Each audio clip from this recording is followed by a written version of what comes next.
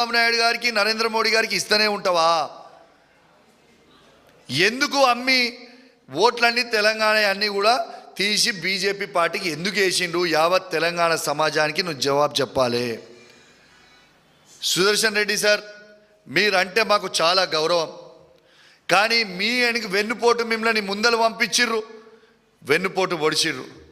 ఇవాళ ఆయన ఏం చెప్తుండు బయట? రేవంత్ రెడ్డి గారు, రాహుల్ గాంధీ గారు చెప్పిర్రు నేను క్యాండిడేట్ పెట్టినా, మోడీ గారు చెప్పిర్రు నేను ఓట్లు వేసినా అని చెప్తా ఉన్నాడు. ఇది వాస్తవం కాదా? నేను చెప్పింది ఏదైనా అబద్ధం ఉందా?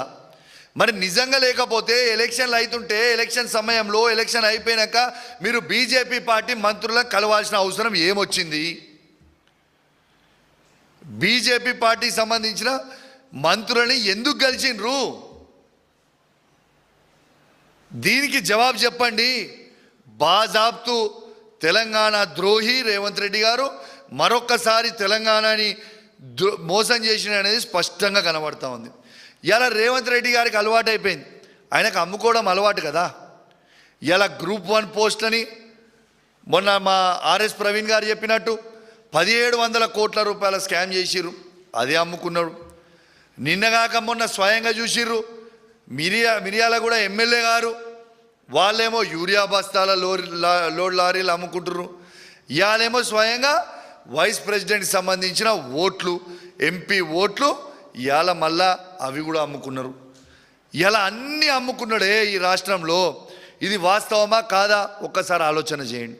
ఇంకొకటి కూడా తెలంగాణ ప్రజలు ఆలోచన చేయాలి. ఇలా రేవంత్ రెడ్డి గారు నరేంద్ర మోడీ గారితో ఎట్లా వ్యవహరిస్తున్నాడో స్వయంగా చెప్తా మీకు. ఇలా ఇంకోటి చెప్పిన, ఇలా రాహుల్ గాంధీ గారేమో స్వయంగా ట్వీట్ చేస్తారు. ఏమని ట్వీట్ చేస్తారు? ఈడీ, సిబిఐ, ఐటీ అనేది ఇవేమో కేవలం బీజేపీ సంస్థల్లా ఉన్నాయి తప్పితే ఇవి కాదు అంటాడు. ఈయనేమో కాళేశ్వరం ఎంక్వైరీ అని చెప్పి సిబిఐ ఎంక్వైరీకి వేస్తాడు. మరి ఇది రాహుల్ గాంధీ గారేమో సిబిఐ అనేది బీజేపీ సంస్థ అని అంటున్నాడు. మరి నువ్వు ఎవరితో చర్చ చేసుకొని సిబిఐ ఎంక్వైరీ చేయించినావు? మంచిది, అదొక్కటి అడ్డంగా దొరికినావు. మళ్ళీ అక్కడ కూడా అది అయిపోయిన తర్వాత రేవంత్ రెడ్డి గారు కాళేశ్వరం మీద సిబిఐ ఎంక్వైరీ చేసేటప్పుడు పాపము ఏ ఒక్క మంత్రికి వాళ్ళ క్యాబినెట్లో సిబిఐ ఎంక్వైరీ చేస్తుండని ఎవరికి కూడా తెలియదు. అందరు కూడా సిట్ వేస్తుండో ఏసీబీ వేస్తుండో అనుకున్నారు.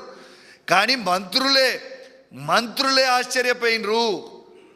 ఇలా మంత్రులే స్వయంగా సిబిఐకి ఎందుకు ఇచ్చిండు ఇలా అనేది మొత్తం గుసగుస పెడతా ఉన్నారు. ఇలా వాస్తవంగా చెప్పాలంటే ఇలా కాంగ్రెస్ పార్టీ వాళ్ళని చూస్తుంటే నాకు చాలా జాలేస్తూ ఉంది. అది కాంగ్రెస్ పార్టీలో ఉన్న సీనియర్ మంత్రులు కావచ్చు, సీనియర్ నాయకులు కావచ్చు, కాంగ్రెస్ పార్టీ కార్యకర్తలు కావచ్చు, వాళ్ళని చూస్తుంటే జాలేస్తూ ఉంది.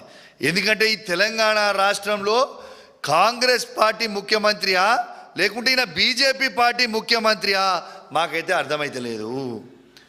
కానీ కాంగ్రెస్ పార్టీ కార్యకర్తలని నాయకులని చూస్తుంటే జాలేస్తూ ఉంది. ఎందుకంటే రేవంత్ రెడ్డి గారు కాంగ్రెస్ పార్టీని తీసుకుపోయి నడి సముద్రంలో ముంచుతూ ఉన్నాడు. మొత్తము బీజేపీకే సాయం చేస్తూ ఉన్నాడు. ఇలా నరేంద్ర మోడీ గారు ఏది చెప్తే అది ఇవాళ రేవంత్ రెడ్డి గారు చేస్తూ ఉన్నారు. ఇలా ఒక్కటి నేను అడుగుతా ఉన్నా, ఇలా బీజేపీ వాళ్ళకి రేవంత్ రెడ్డి గారికి ఇలా టైఅప్ లేకపోతే నేను మరొక్కసారి సవాలు విసురుతా ఉన్నా. ఇలా గ్రూప్ 1 ఎగ్జామ్ మీద బాజాబ్తు ఇలా గ్రూప్ 1 పోస్టులో అమ్ముకున్నారు మీరు అని బాజాబ్తు మేము చెప్పినాం. హైకోర్టు కూడా చాలా సీరియస్గా దాని మీద ఆర్డర్ ఇచ్చింది.